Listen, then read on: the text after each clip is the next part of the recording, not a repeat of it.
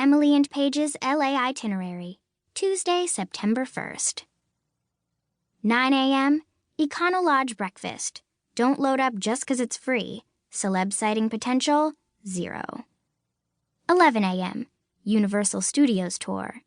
CSP, 0. 1 p.m., lunch at Universal City Walk. CSP, 0. 3 p.m., Hollywood Wax Museum. CSP, -0. Emily Mungler and her best friend Paige Harrington were staring at Davy Woodward's shiny black hair and dimpled chin. They were oblivious to the fact that Emily's mother, Lori Mungler, was snapping pictures of their magical moment. "It's so great to finally meet you," Emily said to Davy, looking right at him with her big brown eyes, her rosy cheeks aglow. "You're even cuter in person than you are on TV," Paige chimed in. Like Emily, she also had apple red cheeks, but she had frizzy brown hair and tiny Renee Zellweger eyes.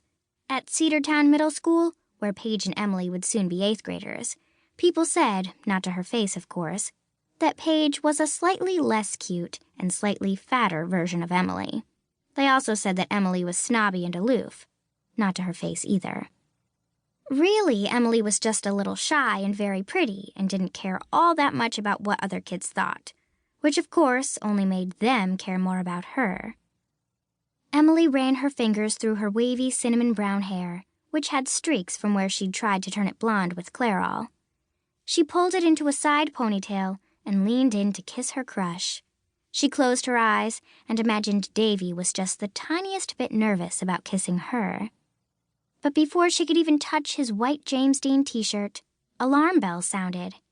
The other tourists in the Hollywood Wax Museum glared at Emily and Paige, whose very berry gloss lips were puckered in Davy's direction. They were extra conspicuous because they were both wearing the same outfit. Deconstructed-looking blue gingham dresses Paige had sewn, and navy Converse minus the shoelaces. They even wore matching word bangle bracelets on their right hands. Emily had one that said, "Paige is my BFF," and Paige's said, "Emily is my BFF." The only difference in their outfits was that Emily had a red fake Gucci purse she'd bought on Hollywood Boulevard minutes earlier.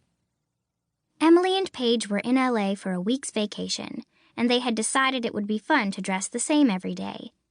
Their favorite joke was to tell people they were twins, which was ridiculous because they obviously weren't. It was one of Paige's many silly schemes devised to make their lives a little funnier. "You can't touch the statues," a chubby security guard in a too-tight red blazer yelled. He frantically waved his arms, his jacket lifting up over his protruding stomach, even though the alarms had stopped. "Sorry, sir," Paige apologized.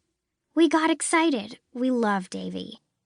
"How unusual," the guard mumbled with a smirk. "No one loves Davy like these two," Lori piped up. She put the disposable camera into her bright purple fanny pack, zipped it shut, and patted it twice for good measure. Lori had a point. Many 13-year-old girls might claim to be obsessed with Davy Woodward and could probably recite the intro-level big duh facts. He was 15, the oldest of 3 boys, raised in Ventura by a single mother, and had a fish named Jack. However, most could not tell you the street name of his first LA apartment, Sweetser, his salary for his first episode of Just the 5 of Us, $8,000, his agency, Initiative, or the number of antique cars he owned even though he wasn't old enough to drive. 7. Paige and Emily had a very high Davy Q, thanks to hours logged in front of E-television and years of devouring magazines like People and Us Weekly. Paige insisted on receiving the inside Hollywood information because she wanted to be an actress someday and felt she should know the business, as she would happily tell anyone who asked. Emily simply loved Davy and compared every boy she met to him. Even his wax likeness surpassed the boys back home. "We don't have wax museums in Iowa," Lori smiled to the security guard. "We're just so grateful to be here. You know, I put my desire to go to LA into the universe, and the universe responded.